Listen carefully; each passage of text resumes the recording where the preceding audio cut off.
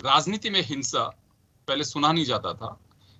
लगातार ये बातें सामने आती हैं कि राजनीति में स्वस्थ और स्वच्छ प्रतिस्पर्धा प्रतिशोध का रूप ले रही है, और यही बड़ी वजह है। वो बंगाल हो, चाहे उत्तर प्रदेश हो या दूसरे राज्य हो, चुनावी हिंसा जिसे हम कहते हैं, लोकतंत्र में उसे बर्दाश्त नहीं किया जा सकता। बेशक दूसरे दलों के लिए हिंसा जब होती है तो एक पार्टी वाले उन्हें गुंडे बताते हैं, और कहा भी जाना चाहिए, इसमें कोई डाउट नहीं है। सरेआम अगर कोई इस तरह की दादागिरी करता है, कानून को ताक में रख करके कोई भी करता हो, समाज उन्हें गुंडे की नजर से ही देखता है, वो कोई भी हो। और राजनीति में हिंसा को बर्दाश्त बिल्कुल नहीं किया जाना चाहिए। राजनीति होनी चाहिए, सामाजिक सरोकार की भूमिका में होनी चाहिए। अगर हिंसा होती रहे तो मुझे लगता है कि लोकतंत्र हाशिए पे चला जाएगा। आप मतदाताओं के लिए तरस जाएंगे, लोग वोट डालने नहीं जाएंगे। मुझे लगता है सभी राजनीतिक दलों की मॉरल ड्यूटी है कि हम इस हिंसा से बाहर निकल सके। लेकिन हम सोचते हैं कि कभी एक घटना हो गई तो चलिए ठीक है, आपसी कोई रंजिश होगी। लेकिन अगर इस तरह की स्थितियां हो, जिसे हम चीर हरण की तरह से देखें कि महिला के वस्त्र इस तरह से खोल की जाए या उसे छीना झपटी की जाए, पुलिस मूक दर्शक बनी रहे, तो मुझे लगता है कि दर्शकों का टोटा तो होगा ही नहीं। खैर चलिए, तमाम परिस्थितियों को लेकर के हम चर्चा करेंगे। बात मैं उत्तर प्रदेश के संदर्भ में कर रहा हूं, जहां ब्लॉक अध्यक्ष के चुनाव नामांकन के दरमियान जिस तरह के हालात बने वो किसी से छुपे नहीं है, और बड़ी विचित्र स्थितियां बनी है। मुझे लगता है कि जवाबदेही होनी चाहिए। इससे हम किसी को एपीओ करें या कांस्टेबल को सस्पेंड कर दें, ये नाकाफी है। हमारे साथ इस वक्त इस मुद्दे पर चर्चा करने के लिए कांग्रेस से यूनुस आगा साहब जुड़े हैं, अलीगढ़ से, बनारस से भाजपा नेता शिवानंद जी हमारे साथ में जुड़े हुए हैं, डॉक्टर अरविंद गुप्ता जी समाजवादी पार्टी से हमारे साथ जुड़े हैं, और हमारे सहयोगी अरुण मिश्रा हमारे साथ जुड़ रहे हैं। सभी का स्वागत है। मैं सबसे पहले नमस्कार शिवानंद जी आपके पास आना चाहूंगा।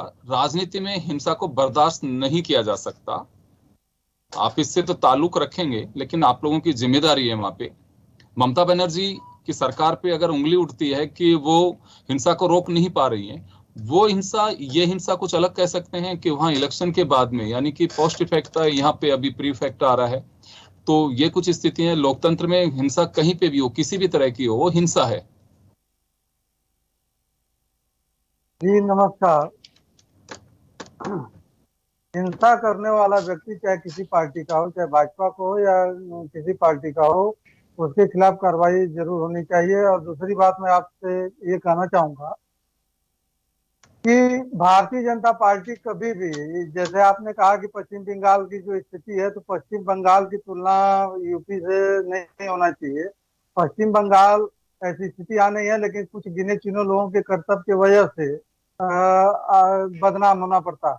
और रही बात प्रशासन की, तो प्रशासन की ये जिम्मेदारी, पुलिस विभाग के लोग भी, जो भी दोषी पाए गए या कोई कार्यकर्ता दोषी पाया जाएगा तो उसके खिलाफ कार्रवाई होने में कोई ये एकदम कटु सत्य है कि कोई दिक्कत नहीं होनी चाहिए, ना ऐसी होगी कभी भी। शिवानंद जी वापस आऊंगा आपके पास में। मैं पहला रिएक्शन चाह रहा था आपका, आपके साथी वेट कर रहे हैं। मैं वापस आप ही के पास लौटूंगा, जवाब आप ही को देना है, सरकार आपकी है यूपी में।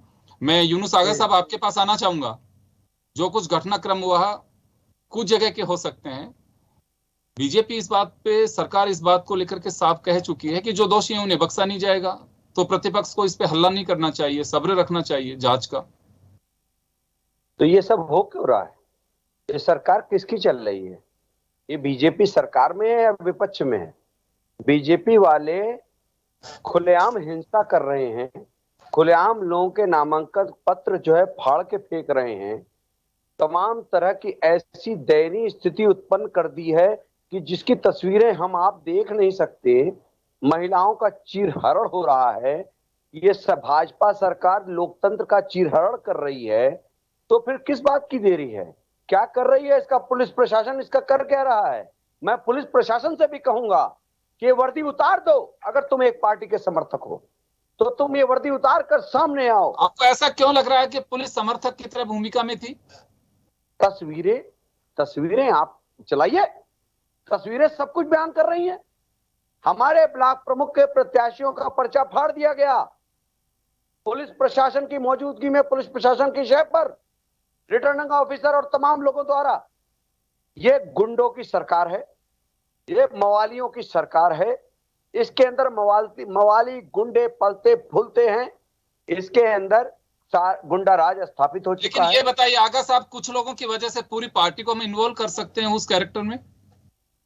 देखिए, हर काम सलीके से बांट रखा है, ये काम सलीके से बांटा हुआ है, एक षड्यंत्र के तहत सुनियोजित तरीके से हो रहा है।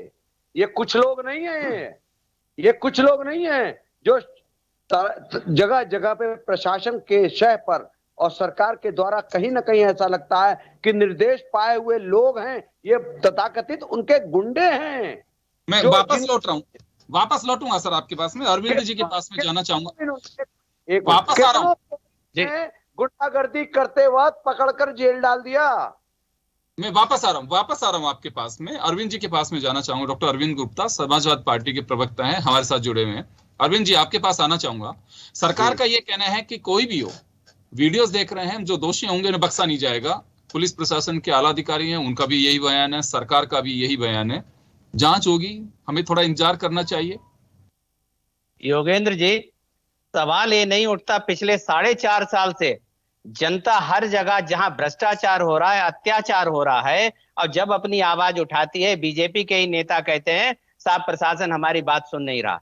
मैं आपको कई जनप्रतिनिधियों के बता देता हूं, मुकेश राजपूत सांसद फर्रुखाबाद, वर्मा जी विधायक तिलहर, इसके अलावा और भी कई ऐसे जनप्रतिनिधि जिन्होंने सीधे कहते थे जनता से कि भाई देखो प्रशासन हमारी बात सुन नहीं रहा है। आज ऐसा क्या हो गया कि एकदम प्रशासन केवल सुन ही नहीं रहा, आपके साथ जो है वो कंधे से कंधा मिलाकर और लोगों के घरों में दबिश दे रहा है और अत्याचार की एक पराकाष्ठा पार कर गया। ये वो पार्टी है जो आदर्शवाद की बात करती है, जो शुचिता की बात करती है, जो नारी की प्रतिष्ठा की बात करती है। आज उस पार्टी की स्थिति ये है कि उसने एक आतंक का माहौल बना दिया। लोग पहले कहते थे साहब दूसरी पार्टियों में गुंडागर्दी होती है, आप अगर गौर करके देखिए तो इस पार्टी में गुंडागर्दी नहीं, एक सुनियोजित षड्यंत्र के तहत, और इसके पीछे जड़ क्या हो सकती है? 4.5 साल तक आपने अपने कार्यकर्ताओं तक की नहीं सुनी, जनता की नहीं सुनी, आखिर इसके पीछे मूल कारण क्या है?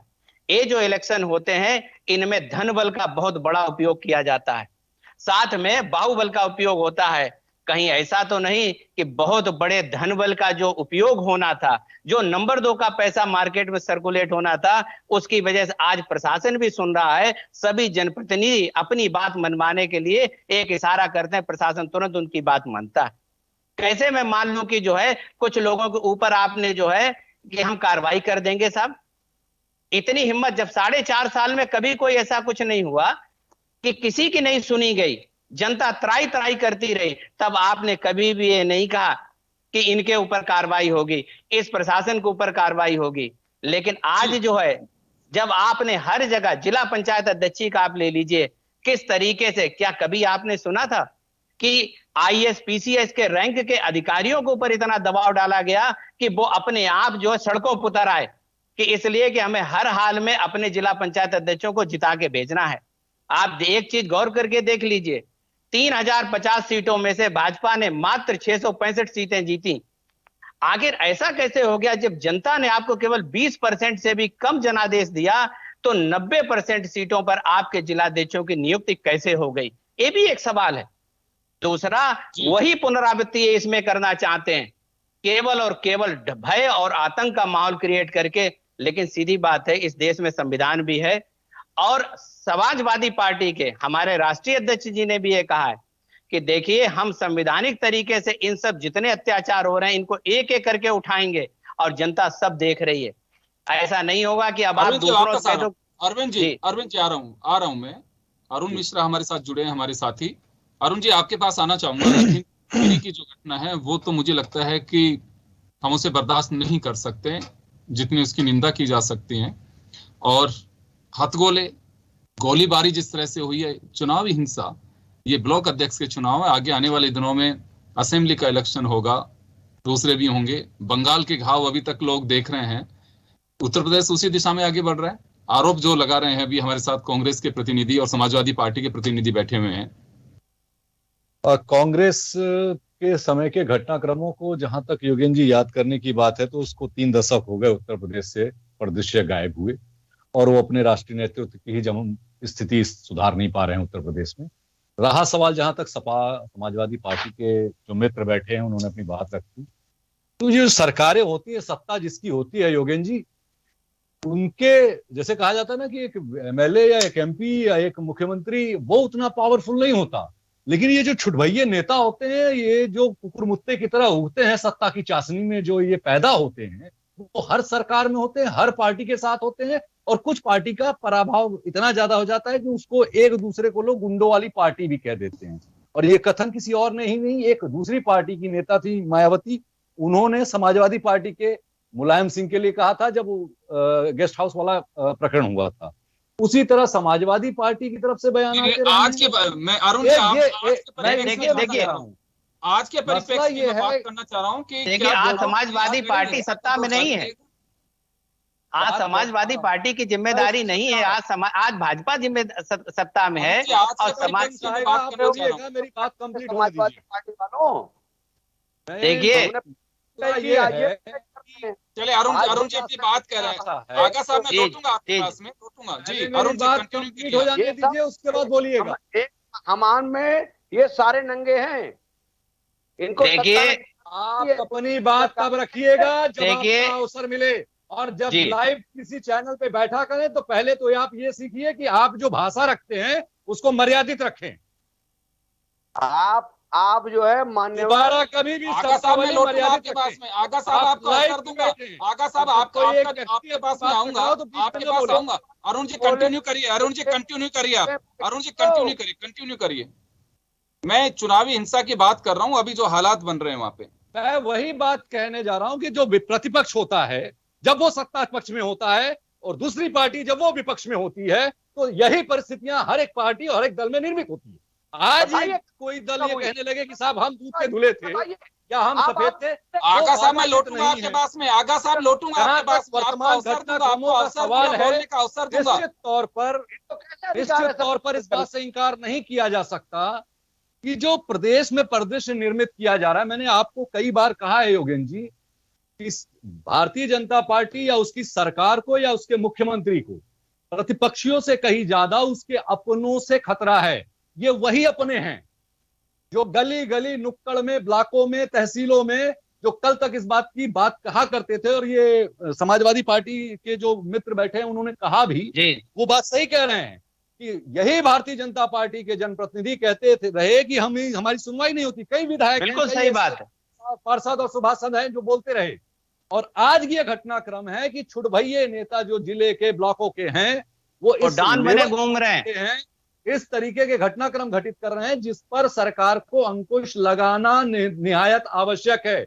ये वो परिणाम देगा जो मेरा अपना आकलन है योगेन जी। और ये मुझे ये नहीं लगता कि ये कोई प्रतिपक्ष या अदर की बात, ये भाजपा के अंदरूनी जो ये सत्ता की रसाकस्सी चल रही है, ये उसके परिणाम है। ये जो गुटबाजी होती है अंदर की, और तू बड़ा की मैं बड़ा की जो राजनीति होती है, हर एक दल में होती है, हर एक दल में होती है। समाजवादी पार्टी में छोटा बड़ा भाई के और चचा भतीजे को लेकर हो रही थी। मायावती के समय में किसी को उसने पनपने ही नहीं दिया बसपा ने कभी, इसलिए उनके यहाँ वो स्थिति नहीं बन पाई। कांग्रेस के समय में भी जो राजनेता होते ऊपर स्तर के, उनके बीच ये चलती रहती है। लेकिन यहाँ पर वो चरम पर आ चुकी है, जो दिखाई दे रही है इधर हाल के चुनाव में हिंसात्मक रूप से जो नजर आ रहा है। मुख्यमंत्री के द्वारा जो अभी हाल ही में जो घटनाक्रम हुआ, जिसमें महिला के साथ लखीमपुर थाने को, सीतापुर में हुआ है, सीतापुर, तो वो पूरे थाने को तत्काल प्रभाव से निलंबित किया है, उसमें कार्रवाई की है।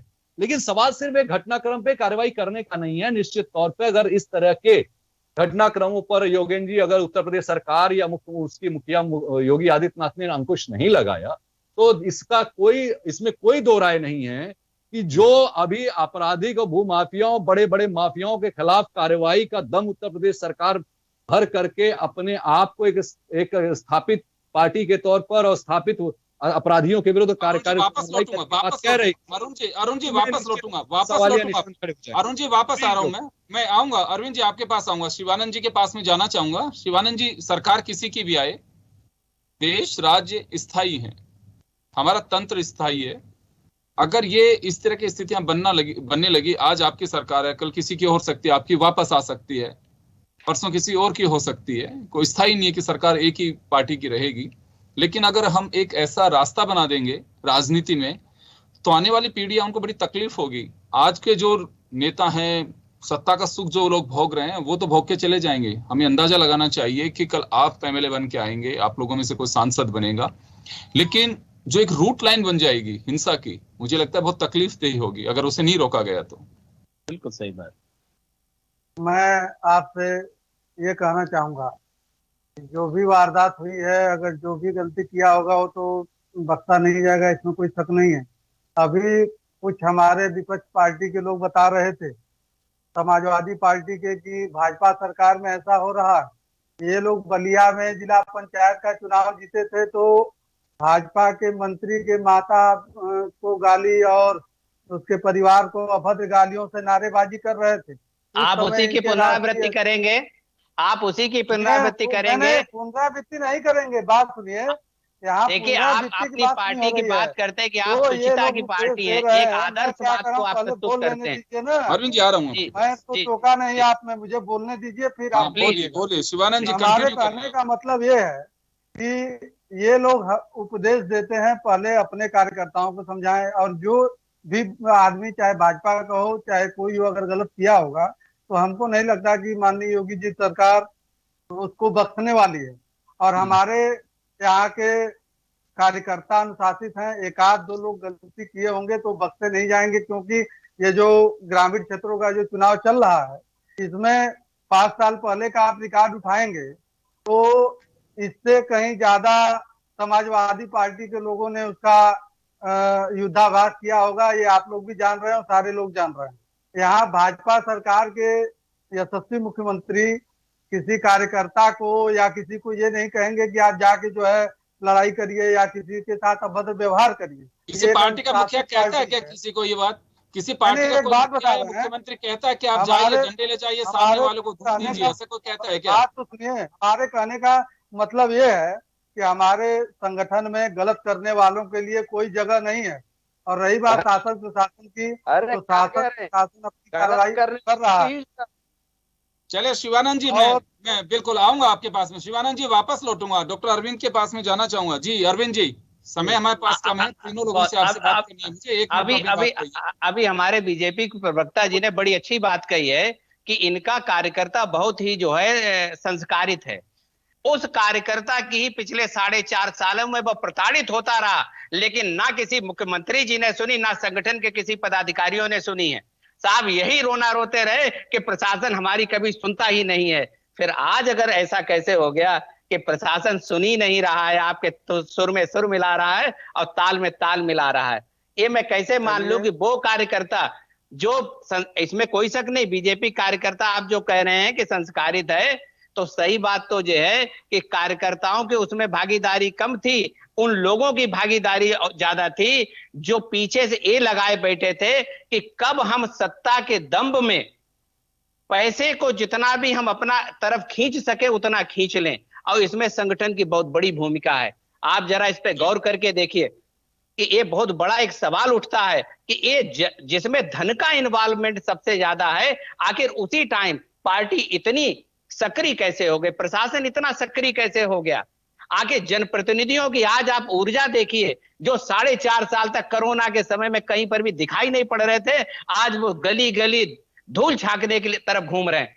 ऐसे कैसे सक्रियता आ गई? अनलॉक होने से आ रहे हैं सब लोग बाहर। जी बिल्कुल ऐसे निकल रहे हैं कि जैसे मतलब आज ही जो अभिमन्यु पूरा जो चक्रव्यूह को भेज देगा।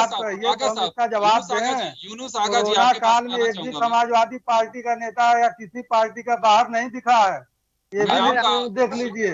आपके पास में मैं यूनुस आगा साहब के पास जाना चाहूंगा। यूनुस आगा जी कांग्रेस नेता हमारे साथ हैं, उनके पास जाना चाहूंगा। आगा साहब, कार्रवाई की जा रही है, जैसे पता लगा कि जो घटना महिला के साथ में हुई है, जो समर्थक थी, उनके साथ में पूरे थाने को लाइन हाजिर या सस्पेंड जो कार्रवाई की है वो कर दी गई है।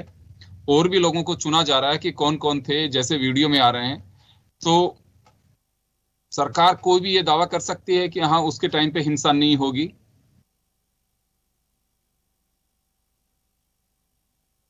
आगा साहब सुन पा रहे हैं मुझे? मैं अरुण जी आपके पास आना चाहूंगा एक बार में, उनके कुछ। हाँ आगा साहब जी, हमें भरोसा रखना चाहिए कि कोई सरकार नहीं चाहेगी कि उसके टाइम पे हिंसा का दाग उसके सिर पे लगे। ऐसा होता है, चाहेगी कोई सरकार? देखिए ऐसा है, अहंकार में जब डूबी हुई सरकारें होती हैं तो ये ऐसे दृश्य देखने को हम मजबूर हो जाते हैं। खुलेआम लोकतंत्र का चीरहरण, लोकतंत्र की हत्या, लूटपाट, आगजनी, गुंडे मवाली सड़कों पर, पुलिस प्रशासन साथ में। क्या बात कर रहे हैं आप? पुलिस प्रशासन के साथ हो रहा है ये सब। और ये जो एक जनाब कह रहे थे कि छोट भैया नेता, अरे जनाब थोड़ी तो आपको समझ होनी चाहिए, ये छोट भैया नेता नहीं एक है। राष्ट्रीय स्तर के नेता का नाम बताइए जिसका इन्वॉल्वमेंट इस पूरे घटनाक्रम में कहीं आपको नजर आया हो। आप किसी एमएलए का नाम बताइए, एमपी का, जो राष्ट्रीय स्तर का नेता हो। कहीं ना कहीं आप लोग शेल्टर आगा साहब, अरुण जी, आगा साहब, और मैं किसी पार्टी का प्रतिनिधि नहीं हूं, पत्रकार के रूप में। और अरुण मिश्रा जी का जो सवाल है वो ये है कि क्या कोई विधायक सामने आ रहे हैं, कोई मंत्री सामने आ रहे हैं? सांसद, एक विधायक का नाम बताइए जो डायरेक्टली कहीं सीधे आया हो सामने, और उसके नाम FIR। कांग्रेस वाले सो रहे हैं, जाके भैया अरुण जी आ रहा हूँ, आगा साहब सवाल ये नाम सामने लाए। लिप्त है ये पत्रकार महोदय कहीं ना कहीं ये बोलना कि छुट भैया नेता, हर पार्टी के जो ब्लॉक लेवल के नेता को छुट भैया नेता ही कहा जाता है। अरुण जी, आगा साहब सुनिए। अरुण जी का साफ ये कहना था कि जो छुट भैया नेता हैं, जो फ्रंट पे आकर के जो गुंडागर्दी कर रहे हो, किसी भी पार्टी के हो चाहे, वो उनका जिक्र कर रहे हैं। कोई विधायक वहां पे कोई लाठी लेके घूम रहा हो, कोई बम फेंक रहा हो, वो हम भी जानना चाहते हैं वो तस्वीरें। मैं तो यही कह रहा हूं कि ये बात असत्य है कि छोट भैया नेता, ये छोट भैया नेता किसके इशारे पे कर रहे हैं? आपके लिहाज से कौन है? आपके हिसाब से कौन है? कौन कर रहे हैं फिर? कौन कर रहे हैं? बता रहा हूं, बताने तो दें। सत्ता पक्ष के जनप्रतिनिधि और पूरी सरकार इसके पीछे खड़ी है और ये सब कुछ उनकी शय पर हो रहा है और ये खुलेआम हो रहा है। और खुलेआम होने वाली चीज को भी अगर पर्देदारी करोगे तो ये झूठ कहा जाएगा। ये पत्रकार महोदय पूरी बात गलत झूठ बोल रहे हैं। क्या छोट भैया नेता की हिम्मत हो सकती है? एक नाम कहीं FIR में कांग्रेस के किसी प्रतिनिधि ने या विपक्ष के किसी प्रतिनिधि ने एक विधायक का नाम दिया? आगा साहब वो तरफदारी नहीं कर रहे हैं, अरुण मिश्रा किसी की तरफदारी नहीं कर रहे हैं, अरुण मिश्रा किसी के लिए जा रहे हैं। मुझे बड़ी हंसी आती है कि पत्रकार महोदय पे आरोप लगाना ये भी एक शर्मिंदगी की बात है। एक नाम बताओ ना, आप ये बता नहीं रहे हो कि कौन है, आप सामने वाले को कह रहे हो कि वो गलत बता रहा है। एक ही आप पूरे उत्तर प्रदेश के किसी भी जिले में कांग्रेस के किसी भी कार्यकर्ता ने, किसी भी नेता ने, किसी भी बीजेपी के MLA MP के खिलाफ मुकदमा दर्ज कराया? किसी भी इस मामले को लेकर के, चुनाव के मामले को लेकर कोई कंप्लेन दर्ज? योगेंद्र जी, सोशल मीडिया पर आई। योगेंद्र जी, मैं एक चीज जरूर कहूंगा।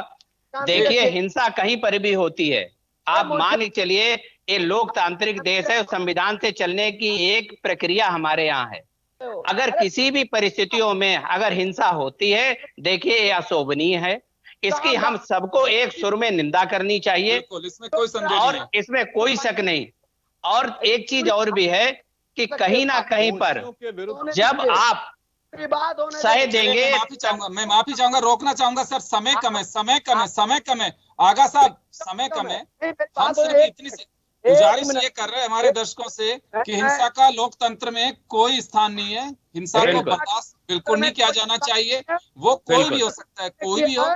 हम सबका एजेंडा एक ही होना चाहिए कि लोकतंत्र में हिंसा बर्दाश्त नहीं की जा सकती। सरेआम गुंडागर्दी कोई भी करता है, उससे बर्दाश्त बिल्कुल नहीं किया जा सकता, उसकी निंदा करनी चाहिए। हमारा जो एजेंडा वो यही है। आगा साहब, अरुण मिश्रा जो कह रहे हैं, आप उस बात को समझ नहीं पा रहे हैं। वो उनका साफ कहना था कि हिंसा को कोई बर्दाश्त नहीं कर सकता। बिल्कुल सही बात है, कोई स्थान नहीं है। मैं चले माफी चाहूंगा, जो तस्वीरें हम देख रहे हैं मजबूरी और समय आपको दिखानी पड़ रही है। कोई स्थान नहीं है। योगेंद्र जी, सत्ता समर्थित जो भी छोटे स्तर के नेता होते हैं, खास करके ब्लॉक लेवल पे किसी भी दल के होते हैं, वो अपने सत्ता के प्रभाव में जाने अनजाने, वो ना चाहते वो चाह करके भी वो अपना प्रभाव वर्चस्व कायम करने का प्रयास करते हैं। और खास करके इस तरह के ब्लॉकों के पंचायतों के चुनाव में ये अरुण जी समय कम है, मैं रोकना चाहूंगा। अरुण जी समय कम है, मैं रोकना चाहूंगा, तमाम अतिथियों को रोकना चाहूंगा। तो चलिए, जैसे हम कह रहे हैं कि हमारा मजमून जो है हमारी बहस का, वो साफ था कि हम हिंसा के खिलाफ है, हिंसा की घोर निंदा करनी चाहिए। हिंसा का लोकतंत्र में कोई स्थान नहीं है। हम सबको एक ही सुर में बात उठानी चाहिए। अगर कोई जाने अनजाने कोई कैसे भी करता है तो कानून हमारे लिए उसके लिए बना हुआ है, चाहे जाने हो चाहे अनजान हो। हिंसा कहीं ना कहीं किसी तरह से होती है, उसे बर्दाश्त नहीं किया जाना चाहिए। जाने अनजाने का इश्यू नहीं है यहाँ पे, यह है कि हम इन चीजों को बर्दाश्त ना करें। जिन कंधों पर जिम्मेदारी है, सत्ता चलाने की हो या एडमिनिस्ट्रेशन को चलाने की हो, वो इससे बच नहीं सकते। उन्हें ध्यान देना चाहिए, उनकी अपनी जिम्मेदारी है कि हम कैसे उसे बाहर कर सकें, कैसे उसे बर्दाश्त से बाहर लेकर के जा सकते हैं। और ऐसी चीजों को टॉलरेट करने की कहीं किसी में कोई गुंजाइश नहीं होनी चाहिए। आप सभी का बहुत बहुत शुक्रिया। खास खबर में इतना ही। धन्यवाद। नमस्कार।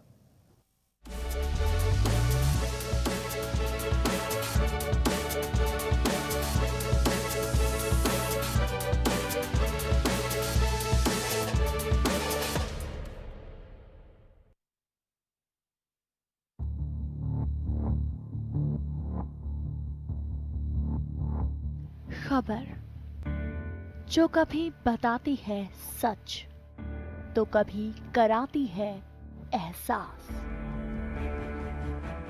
खबर जो है कुछ खास। खबर ही तो है जो कभी बनती है राजनीति से तो कभी व्यापार से, कभी आती है खेल से तो कभी मनोरंजन से, कभी खुशी से तो कभी गम से। हाँ, खबर ही तो है। खबर थमती नहीं और ना ही थमेंगे हम, क्योंकि हम हैं जन टीवी, जन जन की आवाज।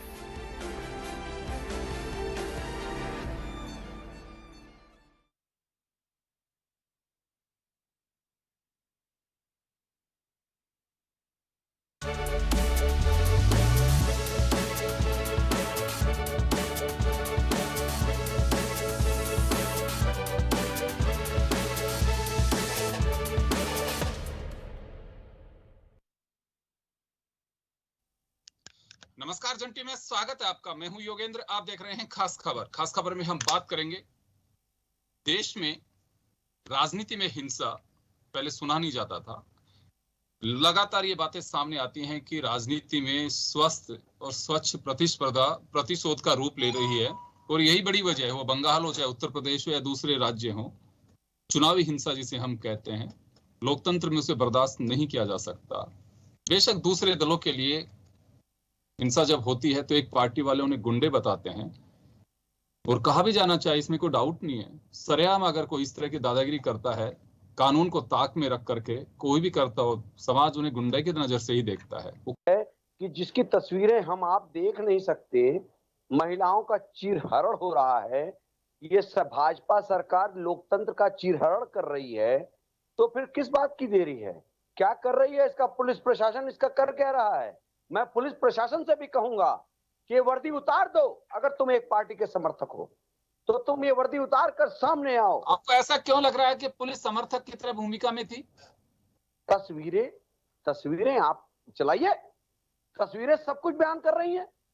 हमारे ब्लॉक प्रमुख के प्रत्याशियों का पर्चा फाड़ दिया गया पुलिस प्रशासन की मौजूदगी में, पुलिस प्रशासन की शय पर रिटर्निंग ऑफिसर और तमाम लोगों द्वारा। ये गुंडों की सरकार है, ये मवालियों की सरकार है। इसके अंदर मवाली गुंडे पलते फूलते हैं। इसके अंदर गुंडा राज स्थापित हो चुका है। लेकिन ये बताइए आगा साहब, कुछ लोगों की वजह से पूरी पार्टी को हम इन्वॉल्व कर सकते हैं उस कैरेक्टर में? देखिए, हर काम सलीके से बांट रखा है। ये काम सलीके से बांटा हुआ है, एक षड्यंत्र के तहत सुनियोजित तरीके से हो रहा है। ये कुछ लोग नहीं है, ये कुछ लोग नहीं है जो जगह जगह पे प्रशासन के शय पर और सरकार के द्वारा कहीं ना कहीं ऐसा लगता है कि निर्देश पाए हुए लोग हैं, ये तथाकथित उनके गुंडे हैं। मैं वापस लौटूंगा सर आपके पास में, अरविंद जी के पास में जाना चाहूंगा। एक वापस आ रहा हूं। गुंडागर्दी करते वक्त पकड़कर जेल डाल दिया। मैं वापस आ रहा हूँ आपके पास में, अरविंद जी के पास में जाना चाहूंगा। डॉक्टर अरविंद गुप्ता समाजवादी पार्टी के प्रवक्ता हैं, हमारे साथ जुड़े हुए हैं। अरविंद जी, आपके पास आना चाहूंगा। सरकार का ये कहना है कि कोई भी हो, वीडियोस देख रहे हैं, जो दोषी होंगे उन्हें बख्शा नहीं जाएगा। पुलिस प्रशासन के आला अधिकारी हैं, उनका भी यही बयान है, सरकार का भी यही बयान है। जांच होगी, हमें थोड़ा इंतजार करना चाहिए। योगेंद्र जी, सवाल ये नहीं उठता पिछले 4.5 साल से जनता हर जगह जहां भ्रष्टाचार हो रहा है, अत्याचार हो रहा है, और जब अपनी आवाज उठाती है, बीजेपी के ही नेता कहते हैं साहब प्रशासन हमारी बात सुन नहीं रहा। मैं आपको कई जनप्रतिनिधियों के बता देता हूं, मुकेश राजपूत सांसद फर्रुखाबाद, वर्मा जी विधायक तिलहर, इसके अलावा और भी कई ऐसे जनप्रतिनिधि जिन्होंने सीधे कहते थे जनता से कि भाई देखो प्रशासन हमारी बात सुन नहीं रहा है। आज ऐसा क्या हो गया कि एकदम प्रशासन केवल सुन ही नहीं रहा, आपके साथ जो है वो कंधे से कंधा मिलाकर और लोगों के घरों में दबिश दे रहा है और अत्याचार की एक पराकाष्ठा पार कर गया। ये वो पार्टी है जो आदर्शवाद की बात करती है, जो शुचिता की बात करती है, जो नारी की प्रतिष्ठा की बात करती है। आज उस पार्टी की स्थिति ये है कि उसने एक आतंक का माहौल बना दिया।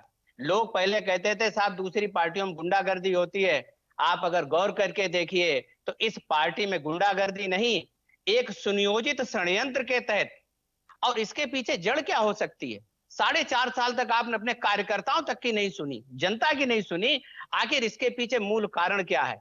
ये जो इलेक्शन होते हैं इनमें धन बल का बहुत बड़ा उपयोग किया जाता है, साथ में बाहुबल का उपयोग होता है। कहीं ऐसा तो नहीं कि बहुत बड़े धन बल का जो उपयोग होना था, जो नंबर 2 का पैसा मार्केट में सर्कुलेट होना था, उसकी वजह से आज प्रशासन भी सुन रहा है। सभी जनप्रतिनिधि अपनी बात मनवाने के लिए एक इशारा करते हैं, प्रशासन तुरंत उनकी बात मानता है। कैसे मैं मान लूं कि जो है कुछ लोगों के ऊपर आपने जो है कि हम कार्रवाई कर देंगे साहब? इतनी हिम्मत, जब 4.5 साल में कभी कोई ऐसा कुछ नहीं हुआ कि किसी की नहीं सुनी गई, जनता त्राई त्राई करती रही, तब आपने कभी भी ये नहीं कहा कि इनके ऊपर कार्रवाई होगी, इस प्रशासन के ऊपर कार्रवाई होगी। लेकिन आज जो है जब आपने हर जगह, जिला पंचायत अध्यक्ष का आप ले लीजिए, किस तरीके से, क्या कभी आपने सुना था कि आईएएस पीसीएस के रैंक के अधिकारियों के ऊपर इतना दबाव डाला गया कि वो अपने आप जो है सड़कों पर उतर आए कि इसलिए कि हमें हर हाल में अपने जिला पंचायत अध्यक्षों को जिता के भेजना है? आप एक चीज गौर करके देख लीजिए, 3050 सीटों में से भाजपा ने मात्र 665 सीटें जीती। आखिर ऐसा कैसे हो गया? जब जनता ने आपको केवल 20% से भी कम जनादेश दिया तो 90% सीटों पर आपके जिलाध्यक्षों की नियुक्ति कैसे हो गई? ये भी एक सवाल है। दूसरा, वही पुनरावृत्ति इसमें करना चाहते हैं, केवल और केवल भय और आतंक का माहौल क्रिएट करके। लेकिन सीधी बात है, इस देश में संविधान भी है, और समाजवादी पार्टी के हमारे राष्ट्रीय अध्यक्ष जी ने भी ये कहा है कि देखिए हम संवैधानिक तरीके से इन सब जितने अत्याचार हो रहे हैं इनको एक एक करके उठाएंगे, और जनता सब देख रही है। ऐसा नहीं होगा कि अब आप दूसरों से तो। अरविंद जी आ रहा हूं मैं। अरुण मिश्रा हमारे साथ जुड़े हैं, हमारे साथी। अरुण जी, आपके पास आना चाहूंगा। लेकिन की जो घटना है वो तो मुझे लगता है कि हम उसे बर्दाश्त नहीं कर सकते, जितनी उसकी निंदा की जा सकती है। और हथगोले, गोलीबारी जिस तरह से हुई है, चुनावी हिंसा, ये ब्लॉक अध्यक्ष के चुनाव है, आगे आने वाले दिनों में असेंबली का इलेक्शन होगा, दूसरे भी होंगे। बंगाल के घाव अभी तक लोग देख रहे हैं, उत्तर प्रदेश उसी दिशा में आगे बढ़ रहा है। आरोप जो लगा रहे हैं अभी हमारे साथ कांग्रेस के प्रतिनिधि और समाजवादी पार्टी के प्रतिनिधि बैठे हुए हैं। कांग्रेस के समय के घटनाक्रमों को जहां तक योगेंद्र जी याद करने की बात है, तो उसको 3 दशक हो गए उत्तर प्रदेश से परिदृश्य गायब हुए, और वो अपने राष्ट्रीय नेतृत्व की ही जब स्थिति सुधार नहीं पा रहे हैं उत्तर प्रदेश में। रहा सवाल जहां तक सपा समाजवादी पार्टी के जो मित्र बैठे हैं उन्होंने अपनी बात रखी, तो ये सरकारें होती है, सत्ता जिसकी होती है योगेंद्र जी, उनके जैसे कहा जाता है ना कि एक एमएलए या एक एमपी या एक मुख्यमंत्री वो उतना पावरफुल नहीं होता, लेकिन ये जो छुटभइये नेता होते हैं, ये जो कुकुर मुत्ते की तरह उगते हैं सत्ता की चाशनी में, जो ये पैदा होते हैं, वो हर सरकार में होते हैं, हर पार्टी के साथ होते हैं, और कुछ पार्टी का पराभव इतना ज्यादा हो जाता है कि उसको एक दूसरे को लोग गुंडों वाली पार्टी भी कह देते हैं। और ये कथन किसी और ने ही नहीं, एक दूसरी पार्टी की नेता थी मायावती, उन्होंने समाजवादी पार्टी के मुलायम सिंह के लिए कहा था जब गेस्ट हाउस वाला प्रकरण हुआ था। उसी तरह समाजवादी पार्टी की तरफ से बयान आते रहे आज हैं। के मैं अरुण जी आज के मैं परिप्रेक्ष्य इसलिए में बात देखिए, कर रहा हूँ। आज के मसला परिप्रेक्ष्य ये में मैं है, बात करना चाह रहा हूँ कि देखिए क्या आज दोनों समाजवादी पार्टी सत्ता में नहीं है। आज बात समाजवादी पार्टी की जिम्मेदारी नहीं है, आज भाजपा सत्ता में अरुण है। जी आज और के समाज परिप्रेक्ष्य में आएगा, बात आप करना चाह रहा हूँ। बोलिएगा, मेरी बात कंप्लीट होने समाजवादी दीजिए। पार्टी वालों देखिए, मसला कि ये आइए है, चलिए अरुण जी अपनी बात कर रहे हैं। ऐसा है, आगा साहब मैं जी लौटूंगा आपके जी पास में, लौटूंगा जी। पहले मेरी अरुण जी बात कंटिन्यू कंप्लीट कीजिए हो आप। जाने ये दीजिए, उसके बाद बोलिएगा। एक हमान में ये सारे नंगे हैं, इनको देखिए, आप ये अपनी बात तब रखिएगा जब देखिए आपका अवसर मिले, और जब जी, लाइव किसी चैनल पे बैठा करें तो पहले तो आप ये सीखिए कि आप जो भाषा रखते हैं उसको मर्यादित रखें। आप जो है मान्यवर, दोबारा कभी भी आगा साहब मैं शब्दावली लौटूंगा मर्यादित आपके पास रखें। में। आगा साहब आप आपका लाइव अवसर पे दूंगा। बैठे हैं, आगा और साहब जब कोई एक व्यक्ति आपके अपनी पास में बात कर आऊंगा। रहा हो तो बीच में आपके न पास बोले। आऊंगा। अरुण जी बोले कंटिन्यू करिए। अरुण जी कंटिन्यू करिए आप। अरुण जी तो कंटिन्यू करिए। मैं चुनावी हिंसा की बात कर रहा हूँ, अभी जो हालात बन रहे हैं वहां पे। मैं वही बात कहने जा रहा हूं कि जो प्रतिपक्ष होता है जब वो सत्ता पक्ष में होता है, और दूसरी पार्टी जब वो विपक्ष में होती है, तो यही परिस्थितियां हर एक पार्टी और हर एक दल में निर्मित होती है। आज ये बताइए कोई दल कब ये हुई, कहने लगे कि साहब हम दूध के धुले थे बताइए। या हम सफेद आप थे, वो आगा साहब मैं बातचीत लौटूंगा नहीं आपके है। पास में। आगा साहब लौटूंगा जहां आपके तक पास में। आपको वर्तमान अवसर दूंगा। आपको घटनाक्रमों का अवसर दूंगा, सवाल है, बोलने का अवसर दूंगा। निश्चित तौर पर तो कैसे अधिकार निश्चित है तौर पर सबको इस बात करने? से इंकार नहीं किया जा सकता कि जो प्रदेश में परिदृश्य निर्मित किया जा रहा है, मैंने आपको कई बार कहा है योगेन जी, कि भारतीय जनता पार्टी या उसकी सरकार को या उसके मुख्यमंत्री को प्रतिपक्षियों से कहीं ज्यादा उसके अपनों से खतरा है। ये वही अपने हैं जो गली गली नुक्कड़ में, ब्लॉकों में, तहसीलों में, जो कल तक इस बात की बात कहा करते थे, और ये समाजवादी पार्टी के जो मित्र बैठे हैं उन्होंने कहा भी, जी, वो बात सही कह रहे हैं कि यही भारतीय जनता पार्टी के जनप्रतिनिधि कहते थे रहे कि हमारी सुनवाई नहीं होती। कई विधायक हैं, बिल्कुल कई सही ऐसे बात है। पार्षद और सभासद हैं जो बोलते रहे। और आज ये घटनाक्रम है कि छुटभइये नेता जो जिले के, ब्लॉकों के हैं, वो वो इस डॉन बने लेवल घूम रहे हैं। के हैं, इस तरीके के घटनाक्रम घटित कर रहे हैं जिस पर सरकार को अंकुश लगाना निहायत आवश्यक है। ये वो परिणाम देगा जो मुझे, मेरा अपना आकलन है योगेन जी, जी, और ये मुझे ये नहीं लगता कि ये कोई प्रतिपक्ष या अदर की बात, ये भाजपा के अंदरूनी जो ये सत्ता की रसाकस्सी चल रही है, ये उसके परिणाम है कि ये जो गुटबाजी होती है अंदर की, और तू बड़ा की मैं बड़ा की जो राजनीति होती है, हर एक दल में होती है, हर एक दल में होती है। समाजवादी पार्टी में छोटा बड़ा भाई के और चचा भतीजे को लेकर हो रही थी। मायावती के समय में किसी को उसने पनपने ही नहीं दिया, बसपा ने कभी, इसलिए उनके यहाँ वो स्थिति नहीं बन पाई। कांग्रेस के समय में भी जो राजनेता होते ऊपर स्तर के, उनके बीच ये चलती रहती है। लेकिन यहाँ पर वो चरम पर आ चुकी है, जो दिखाई दे रही है इधर हाल के चुनाव में, हिंसात्मक रूप से जो नजर आ रहा है। मुख्यमंत्री के द्वारा जो अभी हाल ही में जो घटनाक्रम हुआ, जिसमें महिला के साथ अपहरण की कोशिश की, लखीमपुर पूरे खीरी थाने का। को, सीतापुर में हुआ है, सीतापुर, तो वो पूरे पूरे थाने को तत्काल प्रभाव से निलंबित किया है, उसमें कार्रवाई की है। लेकिन सवाल सिर्फ एक घटनाक्रम पे कार्रवाई करने का नहीं है। निश्चित तौर पे अगर इस तरह के घटनाक्रमों पर योगेन जी, अगर उत्तर प्रदेश सरकार या उसकी मुखिया योगी आदित्यनाथ ने अंकुश नहीं लगाया, तो इसमें कोई दो राय नहीं है कि जो अभी आपराधिक भूमाफियाओं, बड़े बड़े माफियाओं के खिलाफ कार्रवाई का दम उत्तर प्रदेश सरकार भर करके अपने आप को एक स्थापित पार्टी के तौर पर और स्थापित अपराधियों के विरुद्ध कार्यकारी वापस कार्रवाई लौटूंगा, करने की बात वापस कह रही, लौटूंगा अरुण जी उसमें वापस निश्चित लौटूंगा, वापस सवालिया लौटूंगा। निशान खड़े हो जाए। अरुण जी वापस आ रहा हूं मैं आऊंगा। अरविंद जी आपके पास आऊंगा, शिवानंद जी के पास में जाना चाहूंगा। शिवानंद जी, सरकार किसी की भी आए, देश राज्य स्थायी है, हमारा तंत्र स्थायी है। अगर ये इस तरह की स्थितियां बनने लगी, आज आपकी सरकार है, कल किसी की हो सकती है, आपकी वापस आ सकती है, परसों किसी और की हो सकती है। कोई स्थायी नहीं है कि सरकार एक ही पार्टी की रहेगी।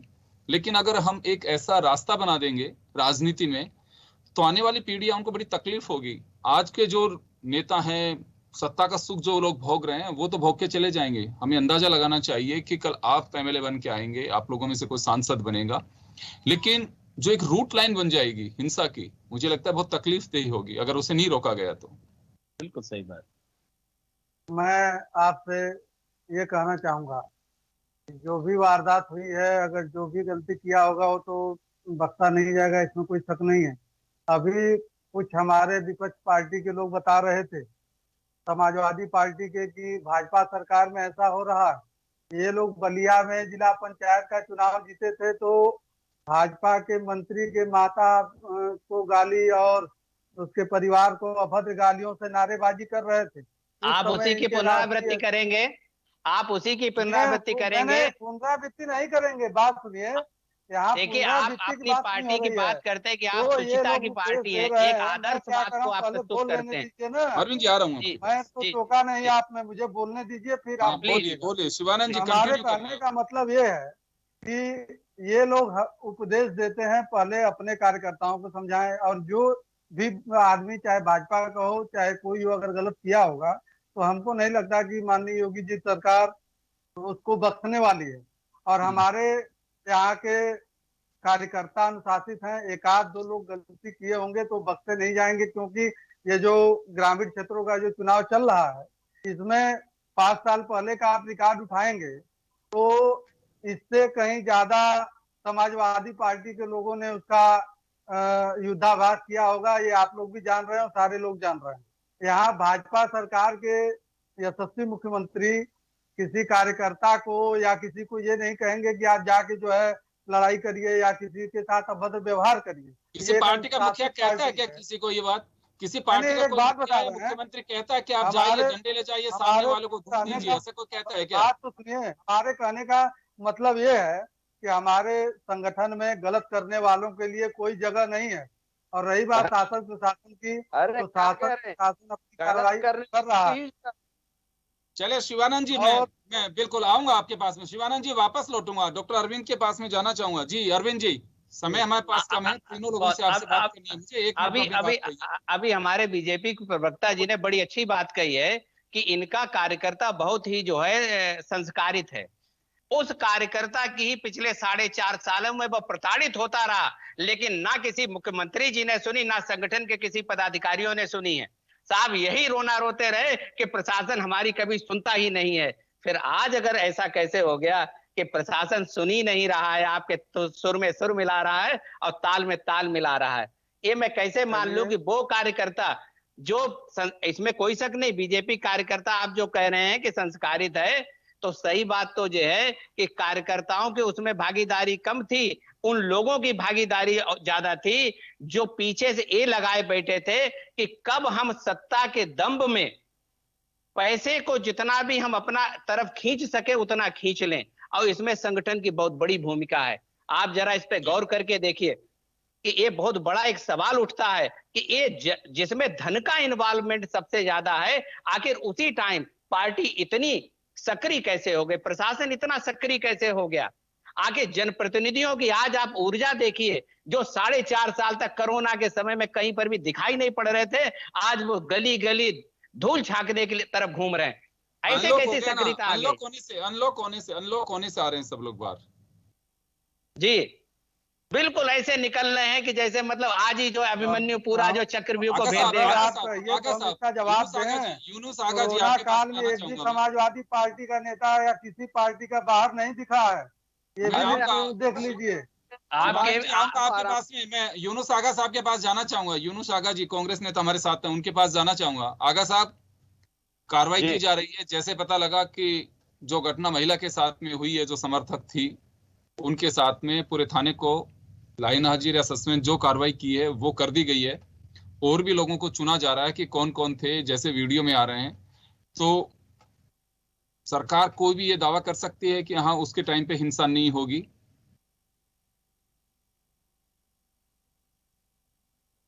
आगा साहब सुन पा रहे हैं मुझे? मैं अरुण जी आपके पास आना चाहूंगा एक बार में, जी उनके जी कुछ। हाँ जी आगा साहब, जी हमें भरोसा रखना चाहिए कि कोई सरकार नहीं चाहेगी कि उसके टाइम पे हिंसा का दाग उसके सिर पे लगे। ऐसा होता चाहेगी कोई सरकार? देखिए, ऐसा है, अहंकार में जब डूबी हुई सरकारें होती हैं तो ये ऐसे दृश्य देखने को हम मजबूर हो जाते हैं। खुलेआम लोकतंत्र का चीरहरण, लोकतंत्र की हत्या, लूटपाट, आगजनी, गुंडे मवाली सड़कों पर, पुलिस प्रशासन साथ में। क्या बात कर रहे हैं आप? पुलिस प्रशासन के साथ हो रहा है ये सब। और ये जो एक जनाब कह रहे थे कि छोट भैया नेता, अरे जनाब, थोड़ी तो आपको समझ होनी चाहिए। ये छोटे भैया नेता नहीं एक है। राष्ट्रीय स्तर के नेता का नाम बताइए जिसका इन्वॉल्वमेंट इस पूरे घटनाक्रम में कहीं आपको नजर आया हो। आप किसी एमएलए का नाम बताइए, एमपी का, जो राष्ट्रीय स्तर का नेता हो। कहीं ना कहीं आप लोग शेल्टर देते आगा हैं। साहब, अरुण जी, आगा साहब, और मैं किसी अरुण पार्टी का मिश्रा जी का प्रतिनिधि जो नहीं हूँ, सवाल था, पत्रकार के रूप में। और अरुण मिश्रा जी का जो आप ऐसी सवाल है चैनल वो पे ये खड़ा है करो। कि बात गलत क्या कह कोई रहे हो विधायक, क्या आप। कोई विधायक सामने आ रहे हैं, एक कोई मंत्री व्यक्ति, सामने एक आ रहे हैं? सांसद, एक विधायक का नाम बताइए जो डायरेक्टली कहीं सीधे आया हो सामने, और उसके नाम एफआईआर। कांग्रेस वाले सो रहे हैं, जाके एफआईआर अरुण जी करें। आ रहा हूँ, अरुण जी आ रहा हूँ, अरुण जी आ रहा हूँ, अरुण जी आ रहा कांग्रेस हूँ। पार्टी के लोग जाएं आगा वहां साहब, एफआईआर सवाल कराएं, ये है, नाम सामने लाएं। लिप्त है। ये पत्रकार महोदय कहीं न कहीं ये बोलना कि छुट भैया नेता, हर पार्टी के जो ब्लॉक लेवल के नेता को छुट भैया नेता ही कहा जाता है। अरुण जी, उनको राष्ट्रीय अध्यक्ष नहीं कहते। अरुण जी, आगा साहब सुनिए, आगा साहब सुनिए। अरुण जी का साफ ये कहना था कि जो छुट भैया नेता हैं, जो फ्रंट पे आकर के जो गुंडागर्दी कर रहे हो, किसी भी पार्टी के हो चाहे, वो उनका जिक्र कर रहे हैं। कोई विधायक वहां पे कोई लाठी लेके घूम रहा हो, कोई बम फेंक रहा हो, वो हम भी जानना चाहते हैं वो तस्वीरें। मैं तो यही कह रहा हूं कि ये बात असत्य है कि छोटे भैया नेता, ये छोटे भैया नेता किसके इशारे पे कर रहे आपके हैं? लिहाज से कौन है? आपके हिसाब से कौन है? आपके हिसाब से कौन है? कौन कर रहे हैं? फिर कौन कर रहे हैं? बता रहा हूं, बताने तो दें। सत्ता पक्ष के जनप्रतिनिधि और पूरी सरकार इसके पीछे खड़ी है, और ये सब कुछ उनकी शय पर हो रहा है, और ये खुलेआम हो रहा है। और खुलेआम होने वाली चीज को भी अगर पर्देदारी करोगे तो ये झूठ कहा जाएगा। ये पत्रकार महोदय पूरी बात गलत झूठ बोल रहे हैं। क्या छोटे भैया नेता की हिम्मत हो सकती है? एक नाम कहीं एफआईआर में कांग्रेस के किसी प्रतिनिधि ने या विपक्ष के किसी प्रतिनिधि ने एक विधायक का नाम दिया? आगा साहब वो तरफदारी नहीं कर रहे हैं, अरुण मिश्रा किसी की तरफदारी नहीं कर रहे हैं, अरुण मिश्रा कांग्रेस के किसी के प्रतिनिधि लिए लोगों ने। जा रहे हैं। मुझे बड़ी एक हंसी MP आती है कि किसी ने पत्रकार नाम दर्ज महोदय किया पे भारतीय आरोप जनता लगाना पार्टी ये के। भी एक शर्मिंदगी की बात है। आप एक नाम बताओ ना देखिए, यार। आप ये देखिए, बता नहीं रहे हो कि कौन है। आप एक सामने वाले को कह रहे हो कि वो गलत बता रहा है। एक ही था। आप पूरे उत्तर प्रदेश के किसी भी जिले में कांग्रेस के किसी भी कार्यकर्ता ने, किसी भी नेता ने, किसी भी बीजेपी के एमएलए एमपी के खिलाफ मुकदमा दर्ज कराया? किसी भी इस मामले को लेकर के, चुनाव के मामले को लेकर कोई कंप्लेन दर्ज नहीं है? योगेंद्र जी, करता ने सोशल मीडिया पर आई। डॉक्टर अरविंद, योगेंद्र जी, मैं एक चीज जरूर कहूंगा। देखिए, हिंसा कहीं पर भी होती है। आप मान के चलिए, ये लोकतांत्रिक देश है, संविधान से चलने की एक प्रक्रिया हमारे यहाँ है। अगर किसी भी परिस्थितियों में अगर हिंसा होती है, देखिए ये अशोभनीय है। इसकी हम सबको एक सुर में निंदा करनी चाहिए, बिल्कुल, इसमें कोई संदेह नहीं और है। इसमें कोई शक नहीं। और एक चीज और भी है कि कहीं ना कहीं पर जब आप सह देंगे, मैं माफी चाहूंगा, रोकना चाहूंगा सर, समय कम है। आगा साहब, समय कम है। हम सिर्फ इतनी गुजारिश ये कर रहे हैं हमारे दर्शकों से कि हिंसा का लोकतंत्र में कोई स्थान नहीं है। हिंसा को बर्दाश्त बिल्कुल नहीं किया जाना चाहिए। वो कोई भी हो सकता है, कोई भी हो। हम सबका एजेंडा एक ही होना चाहिए कि लोकतंत्र में हिंसा बर्दाश्त नहीं की जा सकती। सरेआम गुंडागर्दी कोई भी करता है, उसे बर्दाश्त बिल्कुल नहीं किया जा सकता, उसकी निंदा करनी चाहिए। हमारा जो एजेंडा वो यही है। आगा साहब, अरुण मिश्रा जो कह रहे हैं, आप उस बात को समझ नहीं पा रहे हैं। वो उनका साफ कहना था कि हिंसा को कोई बर्दाश्त नहीं कर सकता। बिल्कुल सही बात है। कोई स्थान नहीं है। मैं चले माफी चाहूंगा, जो तस्वीरें हम देख रहे हैं, मजबूरी और समय आपको दिखानी पड़ रही है। लोकतंत्र में तस्वीरों का कोई स्थान नहीं है। योगेंद्र जी, सत्ता समर्थित जो भी छोटे स्तर के नेता होते हैं, खास करके ब्लॉक लेवल पे किसी भी दल के होते हैं, वो अपने सत्ता के प्रभाव में जाने अनजाने, वो ना चाहते वो चाह करके भी, वो अपना प्रभाव वर्चस्व कायम करने का प्रयास करते हैं। और खास करके इस तरह के ब्लॉकों के, पंचायतों के चुनाव में ये अरुण जी समय कम है, मैं रोकना चाहूंगा। अरुण जी समय कम है, मैं रोकना चाहूंगा, तमाम अतिथियों को रोकना चाहूंगा। तो चलिए, जैसे हम कह रहे हैं कि हमारा मजमून जो है हमारी बहस का, वो साफ था कि हम हिंसा के खिलाफ, हिंसा की घोर निंदा करनी चाहिए। हिंसा का लोकतंत्र में कोई स्थान नहीं है। हम सबको एक ही सुर में बात उठानी चाहिए। अगर कोई जाने अनजाने कोई कैसे भी करता है, तो कानून हमारे लिए उसके लिए बना हुआ है, चाहे जाने हो चाहे अनजान हो। हिंसा कहीं ना कहीं किसी तरह से होती है, उसे बर्दाश्त नहीं किया जाना चाहिए। जाने अनजाने का इश्यू नहीं है यहाँ पे। यह है कि हम इन चीजों को बर्दाश्त ना करें। जिन कंधों पर जिम्मेदारी है, सत्ता चलाने की हो या एडमिनिस्ट्रेशन को चलाने की हो, वो इससे बच नहीं सकते। उन्हें ध्यान देना चाहिए, उनकी अपनी जिम्मेदारी है कि हम कैसे उसे बाहर कर सकें, कैसे उससे बर्दाश्त से बाहर लेकर के जा सकते हैं, और ऐसी चीजों को टॉलरेट करने की कहीं किसी में कोई गुंजाइश नहीं होनी चाहिए। आप सभी का बहुत बहुत शुक्रिया। खास खबर में इतना ही। धन्यवाद। नमस्कार।